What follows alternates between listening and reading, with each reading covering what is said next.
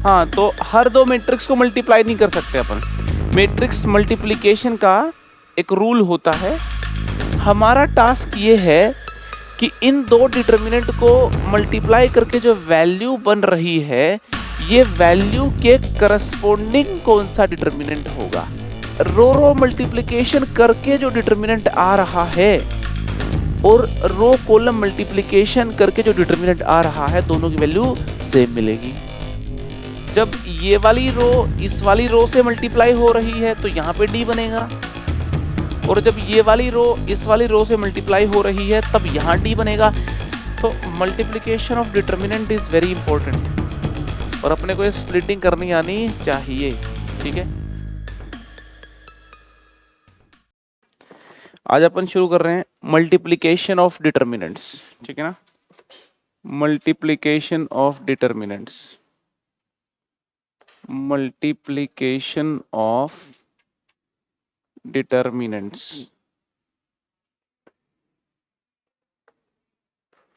है ना, multiplication of determinants, right. अच्छा, आप लोगों ने सुना होगा कि जब दो मैट्रिक्स को मल्टीप्लाई करते हैं ना अपन, तो क्या हर दो मैट्रिक्स को मल्टीप्लाई कर सकते हैं क्या? हाँ, हाँ, तो हर दो मैट्रिक्स को मल्टीप्लाई नहीं कर सकते अपन।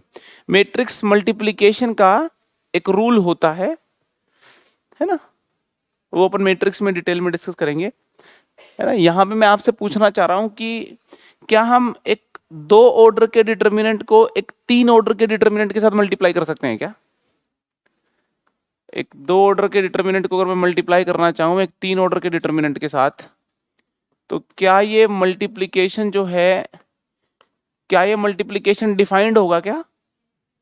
बिल्कुल डिफाइंड होगा, क्योंकि ये एक वैल्यू है, ये एक वैल्यू है, कोई नंबर है। एक नंबर को आप दूसरे नंबर से इजीली मल्टीप्लाई कर सकते हो, कोई प्रॉब्लम नहीं होती। तो डिटर्मिनेंट में एक दो ऑर्डर के डिटर्मिनेंट को तीन ऑर्डर से मल्टीप्लाई कर लो, या इनको आगे पीछे मल्टीप्लाई कर लो, इसको पीछे रखो तो भी कोई दिक्कत नहीं है। ठीक है, एक तीन ऑर्डर के डिटर्मिनेंट को तीन से कर लो, चार ऑर्डर के डिटर्मिनेंट को दो से कर लो, चार ऑर्डर के डिटर्मिनेंट को तीन ऑर्डर के डिटर्मिनेंट से मल्टीप्लाई कर लो, तो किसी भी तरीके का मल्टीप्लिकेशन डिटर्मिनेंट में किया जा सकता है। ठीक है ना, क्यों? क्योंकि एक डिटर्मिनेंट एक वैल्यू होती है। ठीक है, यहां पे हम कुछ और बातें सीखना चाहते हैं। अगर मैं दो डिटर्मिनेंट ले लूं of same order, if I take two determinants of same order, for example मैंने ले लिया a1 b1 a2 b2, to order का एक डिटर्मिनेंट ले लिया, और फिर दूसरा डिटर्मिनेंट लिया, वो भी टू ऑर्डर का लिया, c1 d1 c2 d2। ठीक है, जब हम इनको मल्टीप्लाई करते हैं तो एक तरीका तो ये हो सकता है कि मैं इसकी वैल्यू निकाल लूं, a1 b2 minus b1 a2, और इसकी वैल्यू निकाल लूं c1 d2 minus d1 c2, और इन दोनों वैल्यूज को मल्टीप्लाई कर दूं और आंसर निकाल दूं। अरे समझ में आ रही है क्या भाई? इसकी वैल्यू निकाल लो, इसकी वैल्यू निकाल लो, मल्टीप्लाई कर दो, आ गया आंसर। मगर हमारा जो टास्क है वो इस टॉपिक में ये नहीं है। हम दो वैल्यू निकाल के उनको मल्टीप्लाई तो कर ही सकते हैं। हमारा टास्क ये है कि इन दो डिटर्मिनेंट को मल्टीप्लाई करके जो वैल्यू बन रही है, ये वैल्यू के करस्पॉन्डिंग कौन सा डिटर्मिनेंट होगा। आप समझ रहे हैं हमारा टास्क क्या है? हम इन दो डिटर्मिनेंट को मल्टीप्लाई करके इसको एक डिटर्मिनेंट ही बनाना चाहते हैं। तो डिटर्मिनेंट और डिटर्मिनेंट को मल्टीप्लाई करके जो डिटर्मिनेंट बनता है वो डिटर्मिनेंट यूं कुछ निकलता है। देखिए, आप जब मल्टीप्लाई करते हो तो चार संभावनाएं हो सकती हैं। आप रो रो मल्टीप्लिकेशन भी कर सकते हो, रो रो मल्टीप्लिकेशन कर सकते हो आप। डिटर्मिनेंट्स में हम रो रो मल्टीप्लिकेशन भी कर सकते हैं, रो कॉलम मल्टीप्लिकेशन भी कर सकते हैं, कॉलम रो मल्टीप्लिकेशन भी कर सकते हैं, कॉलम कॉलम मल्टीप्लिकेशन भी कर सकते हैं। आंसर सेम आना है। आंसर बिल्कुल सेम आना है। जैसे इस एग्जाम्पल में रो रो मल्टीप्लीकेशन करते हैं, ये वाली रो को इस वाली रो से मल्टीप्लाई करो, A1 C1 plus B1 D1 हो जाएगा, A1 C1 plus B1 D1 हो जाएगा, ठीक है ना। ये वाली रो को इस वाली रो से किया, A1 C1 plus B1 D1 हो गया, है ना। फिर ये वाली रो को इस वाली रो से करो आप, A2 C1 plus B2 D1 हो जाएगा, A2 C1 plus B2 D1 हो जाएगा, ठीक है। फिर ये वाली रो को इस वाली रो से करो, A1 C2 plus B1 D2 हो जाएगा। ये वाली रो को इस वाली रो से करो, A2 C2 plus B2 D2 हो जाएगा। समझ में आ रही है? तो देखो, रो रो को मल्टीप्लाई किया, रो रो को मल्टीप्लाई किया, रो रो को मल्टीप्लाई किया। समझ में आ रही बात? अगर मैं रो रो की बजाय रो कॉलम मल्टीप्लीकेशन करता तो ये कुछ ऐसा दिखता। देखो, रो कॉलम मल्टीप्लीकेशन भी यहाँ पे कर लेते हैं। रो कॉलम मल्टीप्लीकेशन करता, इस वाली रो को इस वाले कॉलम से मल्टीप्लाई करता, A1 C1 plus B1 C2, A1 C1 plus B1 C2, है ना। इस रो को इस कॉलम से किया, है ना। फिर ये वाली रो को फिर इस कॉलम से किया, A2 C1 plus B2 C2, A2 C1 plus B2 C2, है ना। ये वाली रो को इस कॉलम से करेंगे, A1 D1 plus A2 D2, not A2 D2, B1 D2, B1 D2, है ना। A1 D1 plus B1 D2, ठीक है। Next A2 D1 plus B2 D2, A2 D1 plus B2 D2। ये बात समझ में आ रही है ना आपको? ठीक है, ये रो कॉलम मल्टीप्लिकेशन हो गया। आप रो रो मल्टीप्लिकेशन करके जो डिटर्मिनेंट आ रहा है और रो कॉलम मल्टीप्लिकेशन करके जो डिटर्मिनेंट आ रहा है, दोनों की वैल्यू सेम मिलेगी। इनफैक्ट जो कॉलम रो मल्टीप्लिकेशन करके डिटर्मिनेंट आएगा और जो कॉलम कॉलम मल्टीप्लिकेशन करके डिटर्मिनेंट आएगा, इन चारों की जो वैल्यूज हैं वो सेम ही आने वाली हैं। कोई लॉजिकल आंसर दे सकता है क्यों सेम आएंगी? ये इसलिए सेम आएंगी क्योंकि एक डिटर्मिनेंट का ट्रांसपोज बराबर होता है। आपने रो रो मल्टीप्लिकेशन कर दिया, फिर अगर मैं इसका ट्रांसपोज करके फिर से रो रो मल्टीप्लिकेशन करूंगा तो बेसिकली रो कॉलम मल्टीप्लिकेशन हो गया। आप समझ रहे हैं? अरे समझ में आ रही है? अगर मैं इसका ट्रांसपोज कर दूंगा और फिर इससे रो रो मल्टीप्लिकेशन करूंगा तो एक तरीके से कॉलम रो मल्टीप्लिकेशन हो गया। दोनों का ट्रांसपोज करके रो रो मल्टीप्लिकेशन करोगे तो एक तरीके से कॉलम कॉलम मल्टीप्लिकेशन हो गया, ठीक है ना। या यूं कहें कि देखो, ये वाला जो डिटर्मिनेंट है A1 C1 plus B1 C2 दिख रहा है कहीं पे ऐसा? हाँ, कोई बात नहीं, कोई बात नहीं दिख रहा तो। अब लॉजिक समझ में आ रहा है आपको? ठीक है, तो चारों को सेम होना ही पड़ेगा क्योंकि डिटर्मिनेंट और उसका ट्रांसपोज जो है वो बराबर होते हैं। इस वजह से कोई भी मल्टीप्लिकेशन कर लो, आंसर को सेम आना ही पड़ेगा, ठीक है। तीन ऑर्डर के डिटर्मिनेंट में करके देख लेते हैं एक बार, फिर प्रॉब्लम करेंगे, ठीक है। ये A1 B1 C1, A2 B2 C2, A3 B3 C3 into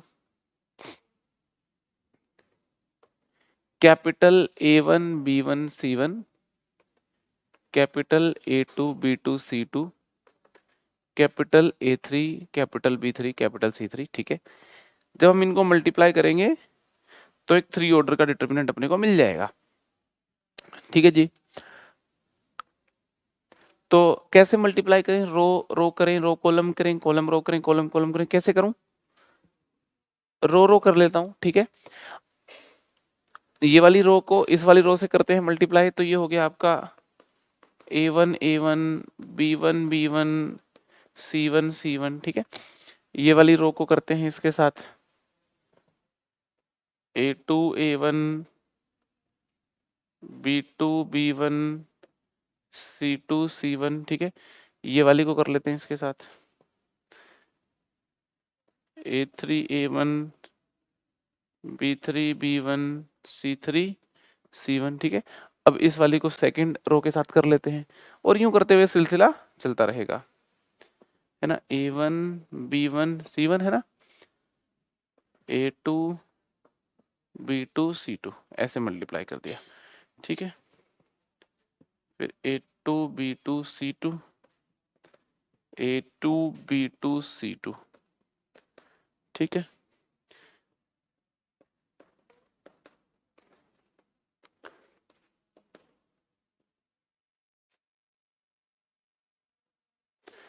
ऐसा कुछ सीन चलता रहेगा, ठीक है जी। फिर ये वाली को इसके साथ करना है अपने को, A1 A3 plus B1 B3 plus C1 C3, ठीक है जी।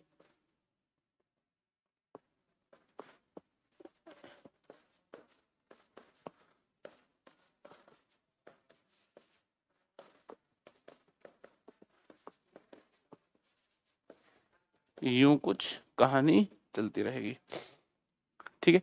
तो इस तरीके से अपन मल्टीप्लाई कर सकते हैं, ठीक है ना। दो डिटर्मिनेंट को मल्टीप्लाई कर लोगे ना, अभी दो डिटर्मिनेंट को मल्टीप्लाई करके एक डिटर्मिनेंट बनाया जा सकता है, ठीक है। यहाँ पे बड़े मजेदार सवाल आते हैं। दो डिटर्मिनेंट को मल्टीप्लाई करके तो ये बना ही सकते हैं, बट क्या इसको तोड़ सकते हो इन दो डिटर्मिनेंट्स में? आप भावनाओं को समझ रहे हो क्या? ये वाले दो डिटर्मिनेंट्स को मल्टीप्लाई करके तो ये बना दिया, ठीक है जी। मगर अगर मैं ये दे दूं तो फिर इसको वापस ब्रेक कर सकते हो क्या इन दो में? ये भी एक टास्क है। इसको वापस ब्रेक करने की जरूरत क्यों महसूस होती है? ये मन में कुछ सवाल आपके आ सकते हैं, ठीक है। क्वेश्चंस में हम जब मल्टीप्लाई करते हैं तो रो रो मल्टीप्लाई करें, रो कॉलम करें, कॉलम कॉलम करें, कॉलम रो करें, किस मल्टीप्लिकेशन का सहारा लेना पड़ेगा जब सवाल सॉल्व करेंगे? ये सारी बातें आपके माइंड में हो सकता है आ रही हो। जब हम क्वेश्चन करना भी चालू कर देंगे वो सारी क्लियर हो जाएंगी। एक बार बस ये मल्टीप्लिकेशन करने के ये जो तरीके हैं ये लिख लीजिए आप, इसको लिख लें। फिर जब हम प्रॉब्लम करेंगे तो आपको ये समझ में आ जाएगा कि मल्टीप्लिकेशन ऑफ डिटर्मिनेंट्स जो है उसका क्या इस्तेमाल है, क्वेश्चंस में वो क्या बेनिफिट हमको पहुंचाता है। समझ में आ रही है बातें?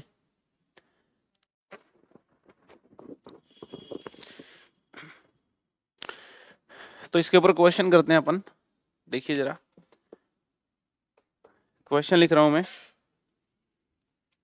क्वेश्चन ये है कि the value of the determinant, the value of the determinant, determinant यहाँ पे है आपके सामने,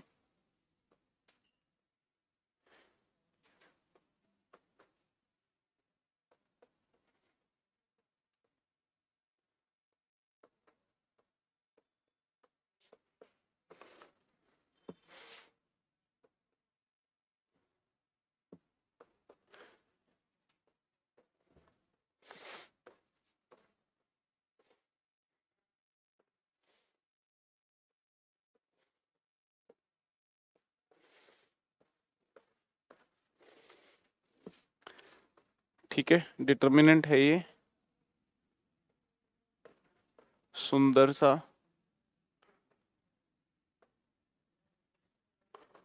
तो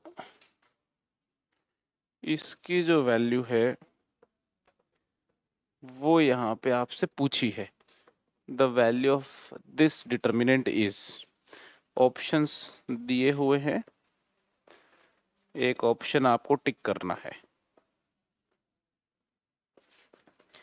1 -1 0 A1 A2 A3 B1 B2 B3,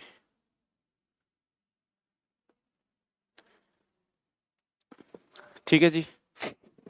बताएं जरा कौन सा ऑप्शन टिक करेंगे अपन। The value of this determinant is,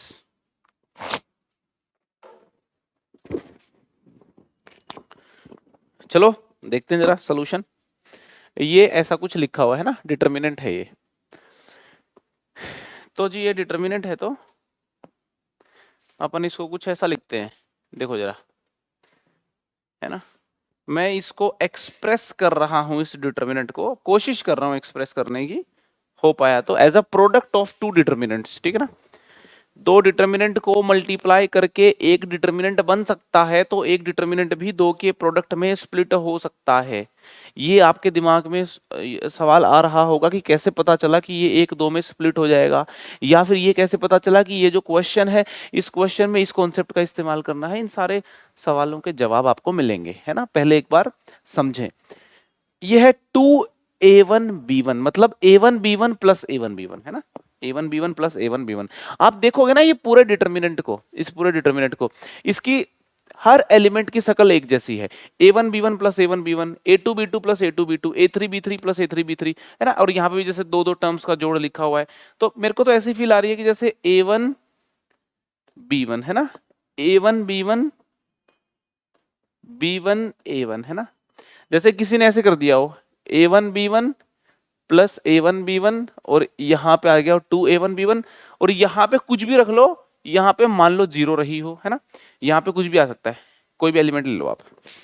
मेरे को ऐसा लग रहा है कि जैसे रो रो मल्टीप्लीकेशन हो रहा है, इसका मल्टीप्लीकेशन इसके साथ हुआ और यहाँ पे एलिमेंट आ गया। अरे समझ में आ रही है क्या भाई?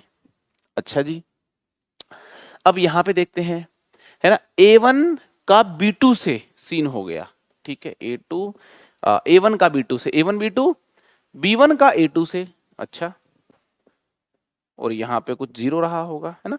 तो ऐसे करोगे, इसके साथ ये सीन बैठ गया। बात समझ में आ रही है क्या?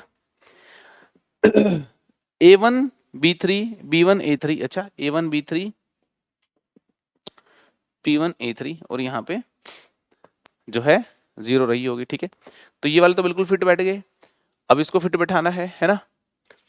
तो इसको फिट कैसे बैठाएं भाई? a1 b2 plus a2 b1, a1 b2 b1 a2, मतलब b1 के बगल में a2 होना चाहिए, ये लो, और a1 के बगल में b2 होना चाहिए, तो ऐसा कोई सीन होगा। इसको जब इससे मल्टीप्लाई करोगे तो ये आ जाएगा, इसको जब इससे मल्टीप्लाई करोगे, आप देख लो ये आ गया, इसको जब इससे मल्टीप्लाई करोगे तो देख लो चाहे ये आ गया होगा, है ना। a2 b3, a2 b3 plus b2 a3, देखो बिल्कुल तीनों के तीनों आगे। तो मैं आपसे ये कहना चाहता हूं कि यहाँ पे कुछ भी रख लो आप, alpha beta gamma, capital A capital B capital C, 1 2 3 4 5 6, जो आपका मन करे। आप जब इस डिटर्मिनेंट को इस डिटर्मिनेंट से मल्टीप्लाई करोगे तो ये डिटर्मिनेंट आएगा। अरे समझ में आ रही है क्या? तो ये वाला डिटर्मिनेंट 0 हो गया, एक डिटर्मिनेंट की एक रो पूरी 0, या कोई एक कॉलम पूरा 0, या कोई रो पूरी 0 हो, तो उस डिटर्मिनेंट की वैल्यू जो है 0 होती है। तो 0 इंटू समथिंग इज 0, तो आंसर इज 0, ठीक है। अब यहाँ पे ये आइडिया कैसे लगा कि ये ऐसे स्प्लिटिंग का क्वेश्चन होगा? तो यार देखो, इस तरीके की जो टर्म्स है ना, इस तरीके की टर्म्स कहाँ देखने को मिलती है अपने को? मल्टीप्लीकेशन में देखने को मिलती है, ऐसे करके this into this plus this into this, है ना, प्लस दिस इंटू दिस। तो यहाँ पे देखो ऐसे 3 टर्म्स देखने को मिलती हैं, तो यहाँ पे अपने को 2 टर्म्स देखने को मिल रही हैं। तो एक आइडिया ऐसा लग सकता है कि भाई तीसरी टर्म हो सकता है 0 इंटू समथिंग हो, है ना। और पूरे डिटर्मिनेंट की हर जो है एंट्री इस शकल की है। भाई एक आध एंट्री इस शकल की होती तो चलो अलग बात होती, हर एंट्री इस शकल की है, तो हर एंट्री इस शकल की तो मल्टीप्लिकेशन में ही होती है। तो एक आइडिया लग जाता है कि यस, मल्टीप्लिकेशन ऑफ डिटर्मिनेंट का ये क्वेश्चन हो सकता है। ट्राई मार के देखा, मिल भी गया, क्वेश्चन हो गया सॉल्व। समझ में आ रही है बात आपको? ठीक है जी, नेक्स्ट क्वेश्चन।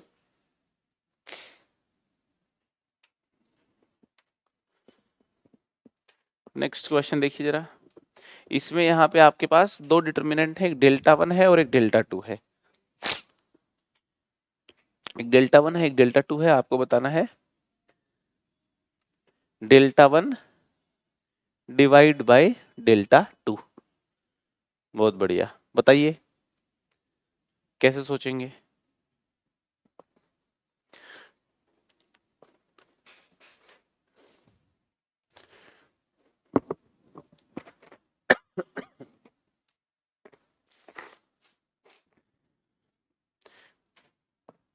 चलिए भाई देख लेते हैं, वेरी सिंपल। हाँ, ए इसका आई थिंक आंसर आएगा, देख लेते हैं एक बार, है ना। स्प्लिटिंग करोगे तो कैसा सीन बन रहा है? ऐसा बन रहा है कि जैसे यहाँ पे A1 B1 C1 हो, यहाँ पे A1 हो, 1 और 1 हो, है ना। तो जब इसको मल्टीप्लाई करेंगे तो A1 square plus B1 plus C1 आ गया, ठीक है, राइट, है ना। और फिर यहाँ पे ये वाला लाना है अपने को, तो 0 B1 है ना यहाँ पे, तो यहाँ पे B2 आ गया और यहाँ पे 1 आ गया, ऐसा कुछ सीन है ना। 0 plus B1 B2 plus C1, बहुत ही बढ़िया।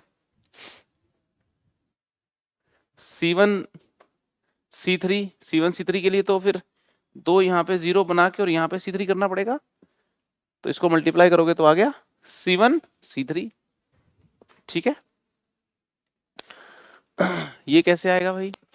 ये आएगा यहाँ पे A2 B2 C2 होने से आएगा, है ना। A2 A1 plus B2 plus C2 आ गया, बहुत ही बढ़िया। तो मेरे को लगता है सारी सेटिंग बैठ जाएगी।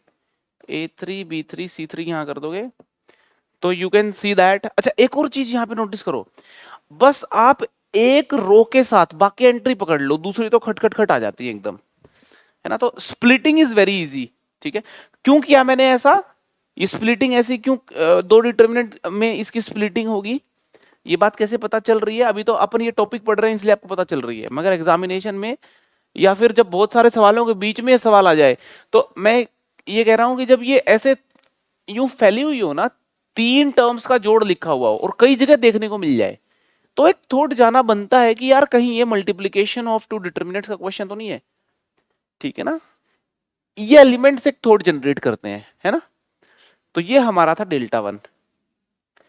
सो डेल्टा 1 ये हो गया ना, डेल्टा 1, और ऑटोमेटिकली ये डेल्टा 2 बन गया। देखो जरा, ये डेल्टा 2 गिवन है ना, ये बन गया आपका delta 2। So delta 1 is equal to delta 2 into, इस डिटर्मिनेंट की वैल्यू देखोगे तो वो आ जाएगी A1 B2 C3। तो डेल्टा 1 डिवाइड बाय डेल्टा 2 पूछा है, that is A1 B2 C3, है ना। बिल्कुल इजी है ये तो। Delta 1 divide by delta 2 is A1 B2 C3, है ना। ये दिमाग में पहले से ही जाना चाहिए था कि यार देखो डेल्टा 1 की स्प्लिटिंग करेंगे तो शायद डेल्टा 2 बन रहा होगा और फिर डिवाइड करेंगे तो एक आंसर आ रहा होगा। ये जजमेंट जो है पहले ही हो जानी चाहिए, ठीक है। नेक्स्ट क्वेश्चन करें, चलो नेक्स्ट क्वेश्चन कीजिए, करो जरा अटेम्प्ट, उसके बाद फिर मैं बताता हूं। ये तो आपको आइडिया लग गया होगा कि यार ये मल्टीप्लिकेशन ऑफ 2 डिटर्मिनेंट्स का प्रॉब्लम है, ठीक है ना। तो इस डिटर्मिनेंट को स्प्लिट करना है as a product of 2 determinants में, और जैसे ही आप स्प्लिट कर लोगे तो गेम हो जाएगा, है ना। सोचिए,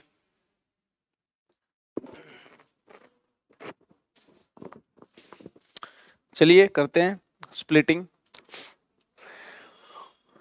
यहां पे 2 लिखा हुआ है, ओके। तो 2 लिखा हुआ है तो शायद कुछ ऐसे बना होगा ना, 1 इंटू 1, 1 प्लस 1 इंटू 1, 1 प्लस 1 2, यहां पे कुछ भी रख लो, यहां पे मान लो 0 आया है, ठीक है। 2 बन गया होगा, एक तरीका है सोचने का, ठीक है। यहां पे क्या लें भाई? तो देखो यहां पे ले लेते हैं अल्फा प्लस बीटा और एक जगह ले लेते हैं गामा प्लस डेल्टा।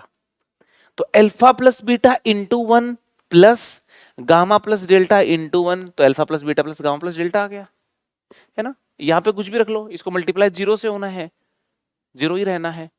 और यहाँ पे चांसेस हैं भाई, चांस लेके देख रहे हैं अभी तो अपन कि alpha beta into 1 plus gamma delta into 1, और आ गया होगा alpha beta plus gamma delta, ऐसा सीन होने की संभावनाएं हैं, ठीक है। अच्छा, ये वाला एलिमेंट कैसे आया भाई? ये वाला एलिमेंट, तो ये एलिमेंट तो फिर ये वाली चीज मल्टीप्लाई हुई होगी alpha plus beta gamma plus delta 0 से, है ना। इससे मल्टीप्लाई होके ये वाला एलिमेंट आ गया, ठीक है। अच्छा, यहाँ पे इंटरेस्टिंग बात है ना, कि ये एलिमेंट यहां इस वाली रो से भी आ सकता है और इस वाली रो से भी आ सकता है। किस वाली से? ऐसे, अगर गामा प्लस डेल्टा यहां रख दूं और अल्फा प्लस बीटा यहां रख दूं, अब भी जब इसको मल्टीप्लाई करेंगे हम इससे, तो alpha plus beta plus gamma plus delta ही आएगा। तो मैंने यहाँ पे स्विचिंग इसलिए कर दी क्योंकि ये जो दूसरी टर्म थी ना, यहाँ पे ये वाली जो टर्म थी, ये टर्म लाने के लिए, क्योंकि जब इसको मैं इससे मल्टीप्लाई करूंगा तो alpha plus beta into gamma plus delta और gamma plus delta into alpha plus beta मिलकर के 2 times alpha plus beta into gamma plus delta बना रहे हैं, और वो यहां इस प्रकार से एलिमेंट्स को सजाने से आएगा। समझ में आ रही कि नहीं आ रही? तो वो जजमेंट भी ले ली अपन ने। ये वाली कैसे आएगी? अल्फा प्लस बीटा को किससे मल्टीप्लाई करवाना है आपको? गामा डेल्टा से, और गामा प्लस डेल्टा को मल्टीप्लाई करवाना है अल्फा बीटा से। तो इसको आप इससे मल्टीप्लाई करोगे तो ये फिट हो गया। अब देखो, इसको इससे मल्टीप्लाई करो, आ गया ये वाला alpha beta plus gamma delta. इसको आप इससे मल्टीप्लाई करो, ये आ गया। इसको इससे मल्टीप्लाई करो, ये आ गया। अब तो एकदम ऑटोमेटिक आ गया, ठीक है। तो this determinant is basically a multiplication of this determinant and this determinant, and value of this determinant will be equal to 0 because all the entries of column number 3 are 0. If all the entries of any row and any column of a determinant are 0, then the value of determinant will always be equal to 0. ये बात अपने को समझ आ जानी चाहिए। So 0 into some defined quantity that is finite will be equal to 0. तो answer आ गया 0। आप देखो, ये थोड़ा नोटिस कर पा रहे हो क्या? यहाँ इसका भी आंसर 0 आया है और इसका भी आंसर देखो 0 आया था। तो चांसेस बनते हैं कि जब मल्टीप्लिकेशन दे रखा हो, स्प्लिटिंग कर रहे हैं, तो एक डिटर्मिनेंट की कोई भी कॉलम या कोई भी रो जो है उसके 0 आने के थोड़े चांसेस बनते हैं, ठीक है। तो क्या यहां से हम कंक्लूड कर सकते हैं क्या कि अगर कोई सवाल हमसे नहीं हो रहा और पता लग गया मल्टीप्लिकेशन का है, तुक्का अगर मारना है मान लो, तो क्या 0 पे तुक्का मारा जा सकता है क्या? ठीक है ना, मारा जा सकता है क्या? पता नहीं मारा जा सकता है कि नहीं मारा जा सकता। ठीक है, मैं तो कुछ कहूंगा नहीं, बट मैंने कई सारे सवाल देखे जिनका आंसर 0 मिला है। मैं तो तजुर्बा बता सकता हूँ आपको। बहुत सारी किताबों में मैंने सारे सवाल सोल्व कर रखे हैं, जितने भी किताबों में मल्टीप्लिकेशन के सवाल हैं, तो मेरे को कईयों का आंसर 0 मिला है। ये बात बस शेयर कर सकता हूँ आपसे। तुक्का मारना नहीं मारना तो आपके जीवन का रिस्क है वो। लीजिए नेक्स्ट क्वेश्चन।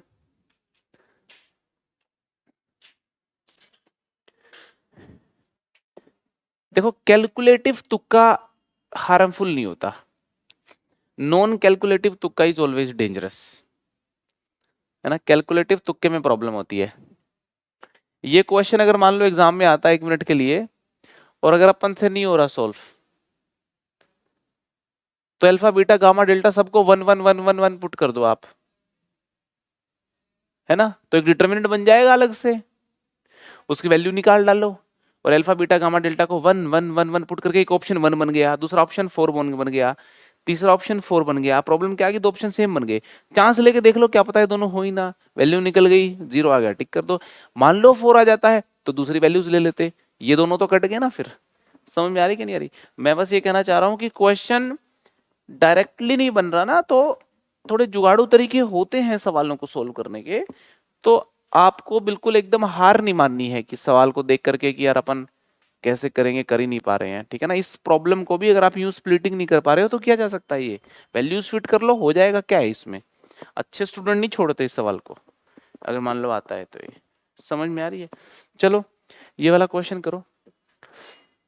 ये जो क्वेश्चन है, ये जितना मुझे याद आ रहा है, ये जेई मेंस के पेपर में आया था 2014 में, मुझे लग रहा है कि आया था। 13 या 14 में से किसी एक साल का सवाल है ये, है ना। 2013 या 14 में से आया था एक question, I think may be 2014 में जेई मेंस के पेपर का सवाल है। यूं का यूं लिख दिया मैंने, है ना। के की वैल्यू पूछी थी इसमें, और ये जो क्वेश्चन है इसी फॉर्मेट का सवाल ये रिपीट भी हुआ है ना। अभी जो पेपर्स हुए, लास्ट ईयर जो पेपर्स हुए ना, उनमें सेम कॉन्सेप्ट का क्वेश्चन जो है वो रिपीट भी हुआ है। तो करें जरा इस क्वेश्चन को करने की कोशिश, आप इसको अटेम्प्ट करें, उसके बाद फिर मैं बताऊंगा।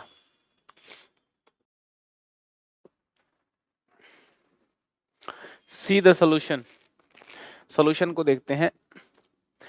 F1 है ना, F1 कितना होगा, यहाँ पे Fn दे रखा है अल्फा की पावर n प्लस बीटा की पावर n, अगर n की वैल्यू 1 पुट करते हैं तो basically F1 is alpha plus beta, है ना। ये जो F1 है ये अल्फा प्लस बीटा है, अल्फा प्लस बीटा, ठीक है। F2 कितना है, F2 alpha square plus beta square ना, F2 is alpha square plus beta square, है ना। F2 is alpha square plus beta square. n की वैल्यू 3 पुट करते हैं तो F3 is basically alpha cube plus beta cube, तो यहाँ पे ये वैल्यूज लिखी हुई हैं, है ना। F2 क्या है, F2 है मेरा alpha square plus beta square, मैंने यहीं पे लिख लिया, है ना, स्पेस अपने पास कम था तो मैंने यहाँ पे लिख लिया। F4 क्या है, F4 है अल्फा की पावर 4 प्लस बीटा की पावर 4, ठीक है।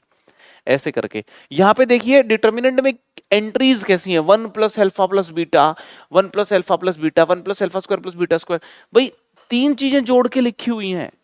डिटर्मिनेंट की एंट्रीज अगर कुछ ऐसी हो तो मल्टीप्लीकेशन पे थोड़ा तो जाना चाहिए। तो हम ट्राई कर रहे हैं इसको लिखने की as a product of two determinants. तो ऊपर वाला 3 देख के तो दिल में ख्याल आ रहा है कि यार कहीं ऐसा तो नहीं है 1 1 1 1 1 1, है ना, इसको इससे मल्टीप्लाई करो 1 प्लस 1 प्लस 1 आंसर 3 आ गया, संभावनाएं हैं, राइट। अच्छा एक बात बताओ, अगर यहाँ पे 1 अल्फा बीटा लिख दें तो काम हो गया, 1 प्लस अल्फा प्लस बीटा हो गया ये, अरे समझ में आ रही है क्या,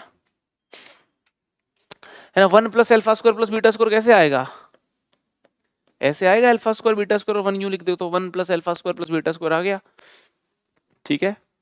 ये वाली एंट्री कैसे आएगी जी, 1 प्लस अल्फा प्लस बीटा, तो ये जब मल्टीप्लाई होगा इसके साथ, ये जब इससे मल्टीप्लाई होगा, ठीक है, ये वाली एंट्री कैसे आएगी, ये वाली एंट्री आएगी, आ गई, ये जब इससे मल्टीप्लाई हो रहा है तो ये एंट्री आ चुकी है, ये जब इससे मल्टीप्लाई हो रहा है तो ये एंट्री आ चुकी है, ठीक है। और अगर लिख दूंगा यहाँ पे 1 अल्फा स्क्वायर बीटा स्क्वायर, तो ये जब इससे मल्टीप्लाई होगा तो ये एंट्री आ गई, जब ये वाली रो इस रो से मल्टीप्लाई होगी तो ये एंट्री आ गई, ये वाली रो इससे मल्टीप्लाई होगी तो ये एंट्री आ गई, आपके सामने है डिटर्मिनेंट। अरे समझ में आ रही है क्या, तो आप देखें ये बेसिकली इस डिटर्मिनेंट का होल स्क्वायर है, अरे समझ में आ रही कि नहीं आ रही, इस डिटर्मिनेंट का होल स्क्वायर है, क्योंकि दिस इनटू दिस आ गया, सेम चीज ही तो है ये, इस डिटर्मिनेंट की वैल्यू का क्या आ रहा है, होल स्क्वायर, तो नेगेटिव आने का तो मतलब ही नहीं है, -1 को तो काट ही दो आप, नेगेटिव की तो कोई संभावना नहीं है, ठीक है। अब इसकी वैल्यू निकालते हैं, इसकी वैल्यू कितनी आ रही है, इसकी वैल्यू निकाल लो आप, तो इसकी वैल्यू निकाल लेते हैं अपन, C1 goes to C1 minus C2 और C2 goes to C2 minus C3 कर दे, है ना। मैंने क्या किया, C1 goes to C1 minus C2 और C2 goes to C2 minus C3 कर दिया, ठीक है। तो this minus this 0, 1 minus alpha 1 minus alpha square, this minus this किया 0, alpha minus beta alpha square minus beta square, है ना। आप पहले वाले कॉलम से 1 माइनस अल्फा इजीली कॉमन ले सकते हो, दूसरे वाले कॉलम से अल्फा माइनस बीटा को कॉमन ले सकते हैं, ठीक है ना। इसका स्क्वायर आएगा, आंसर आएगा इसका स्क्वायर, ठीक है ना। तो इसका स्क्वायर आएगा तो देखो ये इनके स्क्वायर हो गए, ठीक है। तो यहाँ बचेगा 0 1 1 प्लस अल्फा, है ना, 0 1 alpha plus beta, 0 1 alpha plus beta, 1 beta beta square, 1 beta beta square, है ना। 1 माइनस अल्फा स्क्वायर, ये लिख देता हूं मैं, 1 minus alpha square into alpha minus beta square, ठीक है। अब अगर ओपन कर देते हैं यहां से, so this into this is alpha plus beta, this into this is 1 plus alpha, minus करोगे तो अल्फा से अल्फा कैंसिल होके ये हो जाएगा आपका बीटा माइनस वन, है ना, होल स्क्वायर है ना इसका, बीटा माइनस वन लिख लो या वन माइनस बीटा लिख लो होल स्क्वायर के अंदर, तो ये आंसर आ जाएगा, है ना। तो आप मैच करके देख लीजिए, के की वैल्यू आ गई वन, के की वैल्यू वन आ गई है, ठीक है, के की वैल्यू वन आ गई है, लिख लें जरा इसको, आप सोल्यूशन को लिख लें, ठीक है जी। तो यूं करके आपको स्प्लिटिंग करनी थी as a product of two determinants, और इसके बाद आपको इसकी वैल्यू निकालनी है, स्क्वायर कर देना है, क्योंकि दिस इनटू दिस लिखा हुआ है। समझ आ रही बात आपको? भाई ये दो डिटर्मिनेंट सेम है ना, ये वाला सेम है, तो मैंने इसका स्क्वायर कर दिया यहाँ पे, ठीक है। तो इस क्वेश्चन के थ्रू बस मैं ये समझाने का प्रयास कर रहा हूं आपको कि जेई मेंस में, जेई एडवांस्ड में क्वेश्चन आते हैं डिटर्मिनेंट मल्टीप्लिकेशन के। कितना प्यारा सा सवाल इन्होंने दिया था ये, है ना,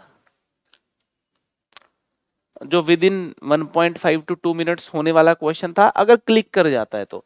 क्लिक नहीं करता तो भाई फिर कुछ भी करते रहो आप, ठीक है, राइट। चले आगे।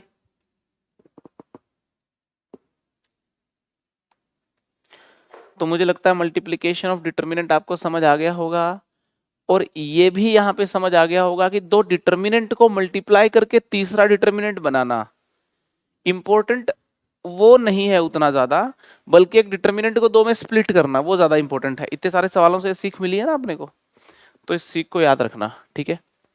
एक और कॉन्सेप्ट अपन डिस्कस कर रहे हैं, देखिए जरा ध्यान से, है ना। एक डिटर्मिनेंट ले रहा हूं मैं, कंसिडर द डिटर्मिनेंट डी, है ना, A11, A12, A13, है ना, A21, A22, A23, A31, A32, A33, ठीक है। ये एक डिटर्मिनेंट ले लिया मैंने, और इसी के साथ एक और डिटर्मिनेंट भी ले रहा हूं, है ना, डेल्टा, डेल्टा ले लिया मैंने। जो डेल्टा डिटर्मिनेंट है, जो डेल्टा डिटर्मिनेंट है वो इस डिटर्मिनेंट के कोफैक्टर से बनने वाला डिटर्मिनेंट है। इसका कोफैक्टर क्या होगा? इसका कोफैक्टर होगा this into this minus this into this, होगा कि नहीं होगा? तो वो जो कोफैक्टर होगा A11 का वो होगा C11, उसको यहां पे लिख दिया। A12 के कोफैक्टर को यहां पे लिख दिया C12, C13, और मैंने एक डिटर्मिनेंट बना दिया। डिटर्मिनेंट ये जो बनाया है मैंने, this is made by the cofactors of this given determinant, ठीक है। समझ में आ रही कि नहीं आ रही, है ना। Delta is a determinant made by the cofactors, लिख देता हूं मैं यहाँ पे लिख देता हूं, है ना, है ना। This is a determinant made by the cofactors of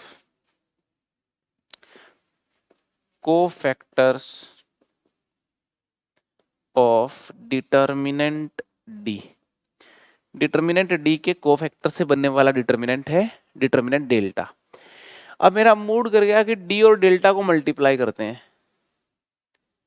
जब आप डी और डेल्टा को मल्टीप्लाई करते हो, है ना, तो देखो जरा, डी और डेल्टा को जब मल्टीप्लाई करते हो तो इस वाली रो का जब इस वाली रो के साथ मल्टीप्लीकेशन होगा तो क्या आएगा? A11 C11 plus A12 C12 plus A13 C13, D आ जाएगा, डी आ गया, ठीक। इस वाली रो का जब इस वाली रो के साथ मल्टीप्लीकेशन करते हैं तो क्या आएगा?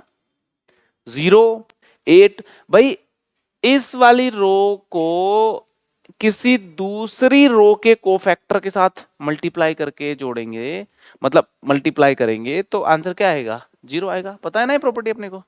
अरे पता है क्या, है ना, लिख देता हूं मैं यहाँ पे, है ना, ये लो लिख देता हूं तुम्हारी शक्लें देख के,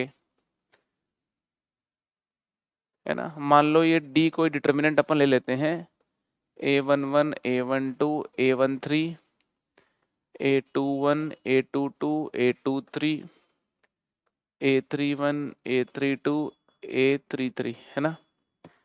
तो यहाँ पे गेम ये होता है कि ये वाली रो को अगर आप किसी दूसरी रो के कोफैक्टर से मल्टीप्लाई करते हो ना, है ना, और ये वैल्यू 0 आती है। आप इस रो को इसके कोफैक्टर से भी अगर मल्टीप्लाई करते,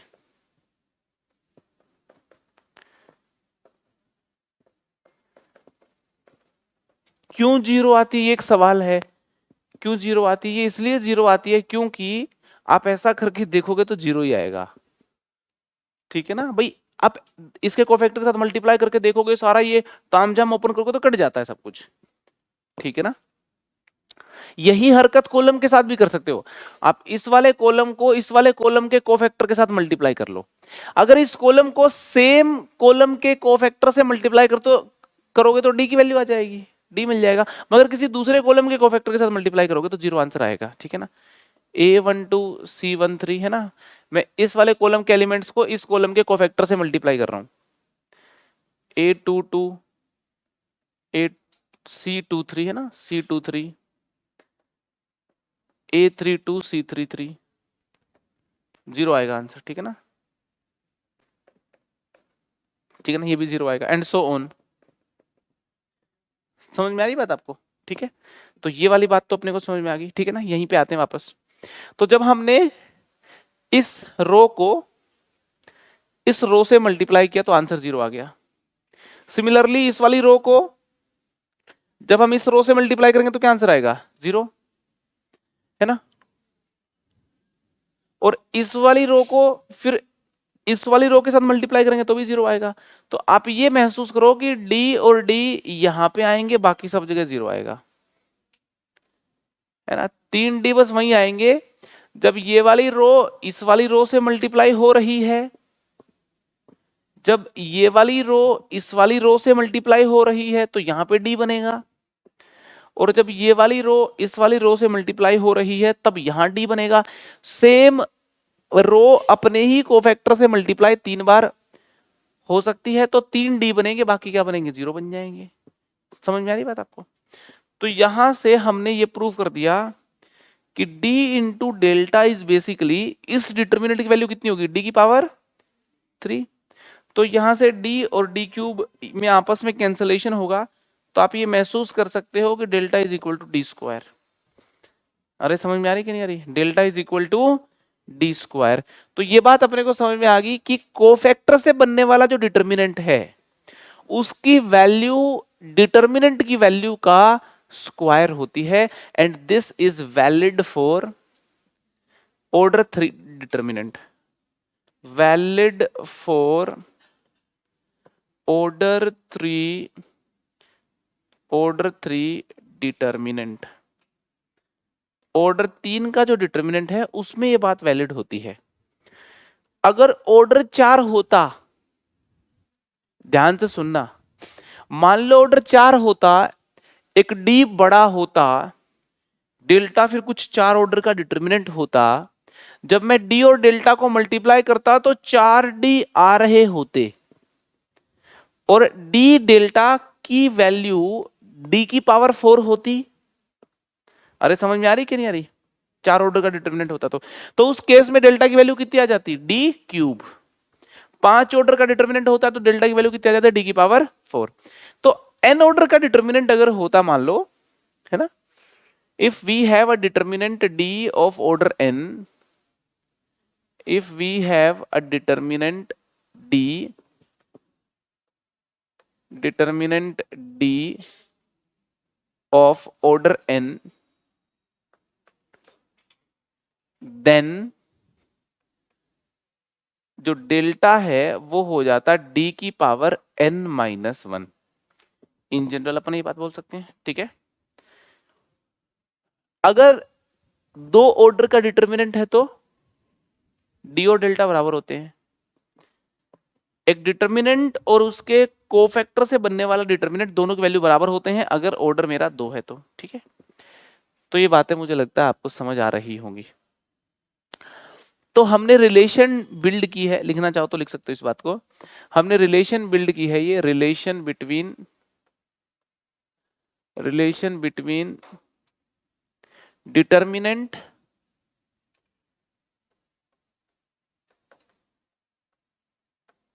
एंड कोफैक्टर डिटर्मिनेंट,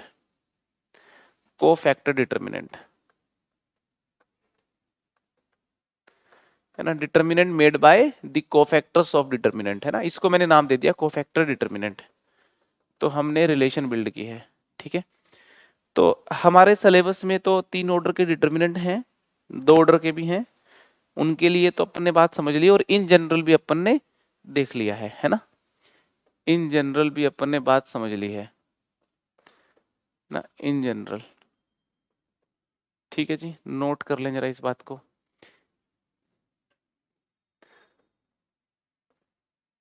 ठीक है, right. So delta is equal to D square, delta equal to D square वाली बात जो है एकदम याद हो जानी चाहिए, है ना, ये एकदम याद हो जानी चाहिए बात कि ऑर्डर 3 के डिटर्मिनेंट में जो डेल्टा है वो मेरा डी स्क्वायर के इक्वल होता है। ठीक है जी,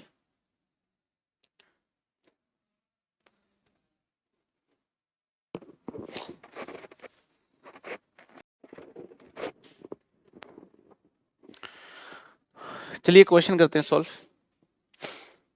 क्वेश्चन कुछ ऐसा है कि let delta is equal to 2bc minus a square, है ना, सी स्क्वायर बी स्क्वायर यहाँ लिखा है, c square 2ca minus b square, a square यहाँ है, b square a square 2ab minus c square. ठीक है, then delta can be expressed as, 4 option दे रखे हैं,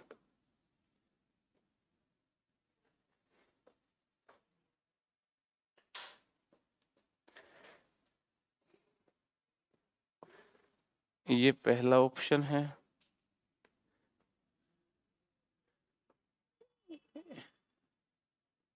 ये हमारा है सेकंड ऑप्शन,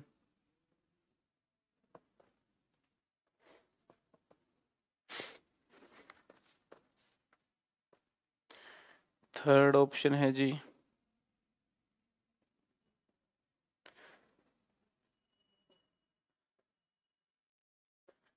थर्ड ऑप्शन है, ठीक है, और ये है फोर्थ ऑप्शन, है ना। बताइए जरा कौन सा टिक करेंगे अपन।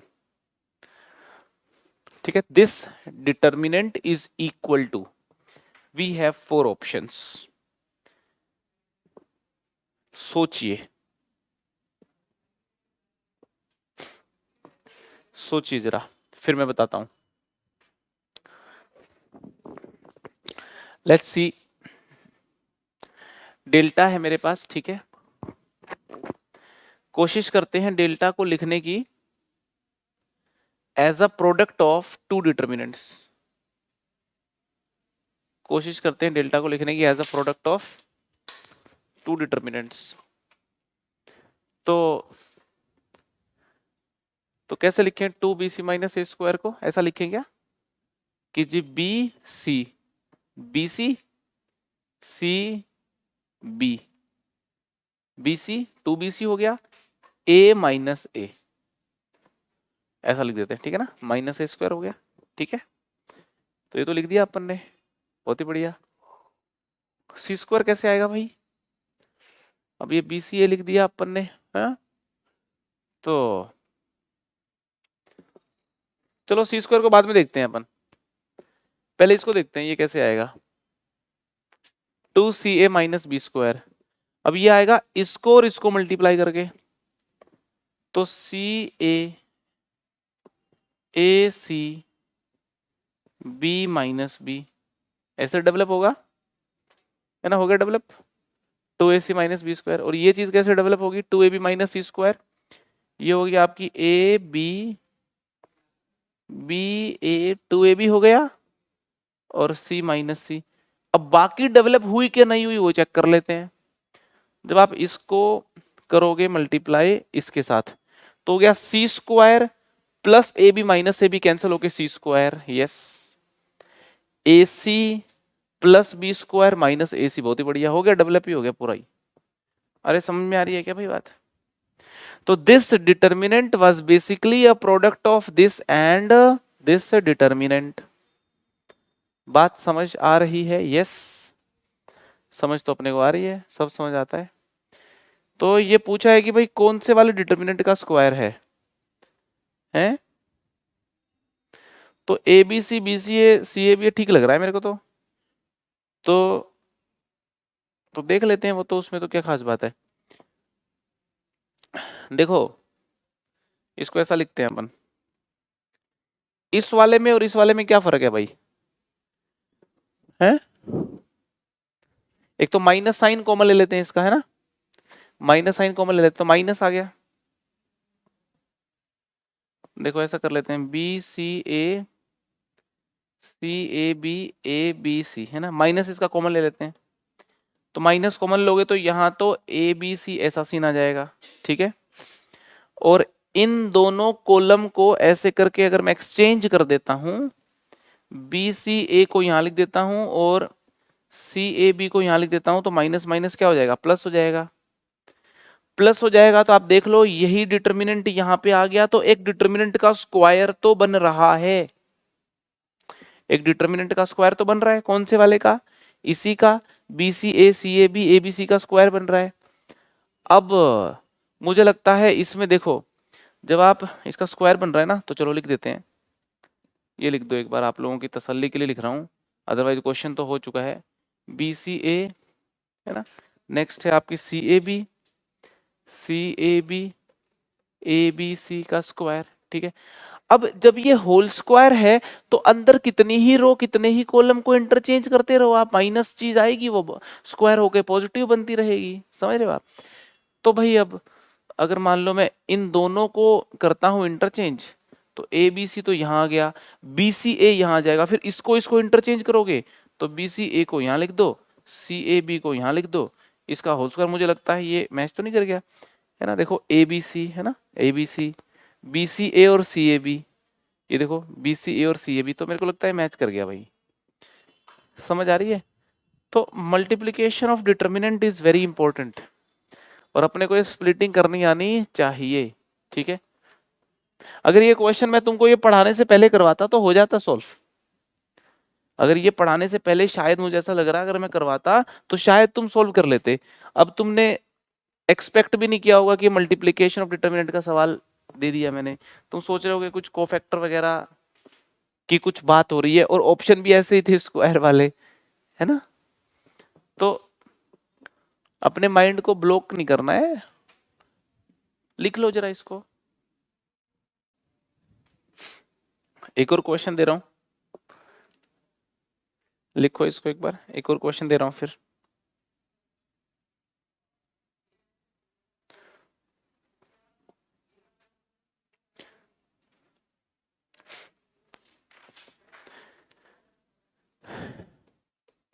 क्वेश्चन कुछ ऐसा है कि sigma cos square alpha 1 is equal to sigma cos square beta 1 is equal to sigma cos square gamma 1 is equal to 1, है ना, and sigma cos alpha 1 cos beta 1 is equal to sigma cos beta 1 cos gamma 1 is equal to sigma cos gamma 1 cos alpha 1, this is equal to 0, है ना। then the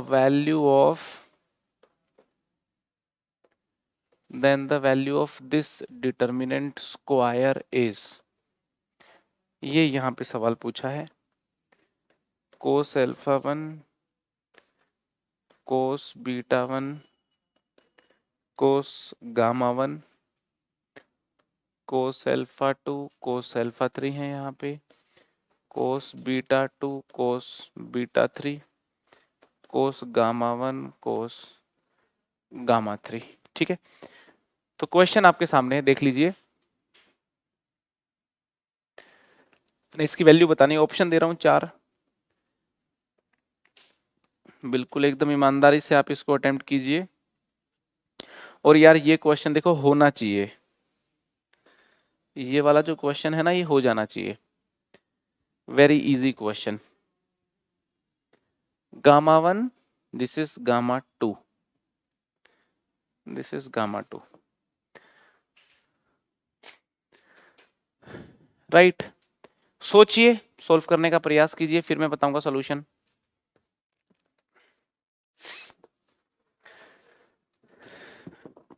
again this is a very simple question. देखिए जरा, आप लोग देख लें, मैं बता देता हूं।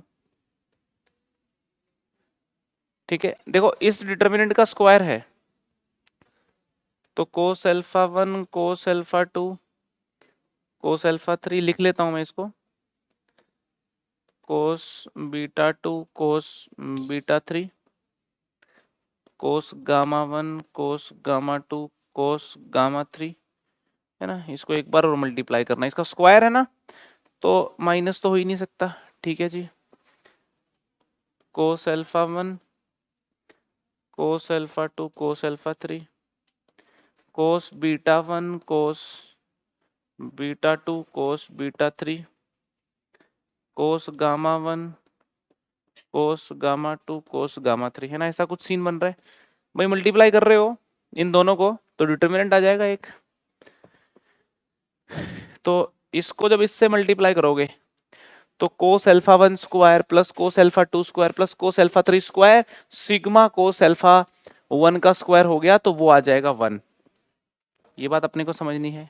ठीक है, जब ये वाली रो से मल्टीप्लाई होगी तो यहाँ पे 1 और फिर यहाँ पे 1 आ जाएगा, है ना। ये बात इजीली महसूस कर सकते हो आप। इसको जब इससे मल्टीप्लाई करोगे तो कोस बीटा 1 का स्क्वायर का सिग्मा आएगा, इसको जब आप मल्टीप्लाई करोगे तो सिग्मा कोस गामा 1 स्क्वायर आ जाएगा, तो 1 1 1 हो गई। ठीक है, अब जब ये वाली रो इस वाली रो से मल्टीप्लाई हो रही है तो कोस alpha 1 cos beta 1 plus cos alpha 2 cos beta 2, मैंने क्या कर दिया, हाँ ठीक कर दिया, कोस अल्फा 3 कोस बीटा 3। तो sigma cos alpha 1 cos beta 1 की वैल्यू 0 है, तो इसकी वैल्यू 0 आ जाएगी। तो कहने का मतलब बाकी जो एंट्रीज हैं वो 0 आ जाएंगी। ठीक है ना, आप इसको मल्टीप्लाई कर रहे हो इससे तो ये बनेगा, आप इसको मल्टीप्लाई कर रहे हो इससे तो ये बनेगा, बाकी एंट्रीज आपकी 0 आ जाएंगी। तो इसका आंसर तो कितना हो गया, 1 इंटू 1 इंटू 1, 1 आंसर आ जाएगा। ठीक है, तो ये वाला प्रॉब्लम मैंने कराया कि भाई मल्टीप्लिकेशन का इस्तेमाल भी करवाया जा सकता है और मल्टीप्लिकेशन देके स्प्लिटिंग का इस्तेमाल भी करवाया जा सकता है। समझ आ रही है। ठीक है, ठीक प्रॉब्लम है ये, एग्जाम में टपक सकता है। ठीक है, तो ये कहानी थी मल्टीप्लिकेशन ऑफ डिटर्मिनेंट की, जो कि कंप्लीट होती है।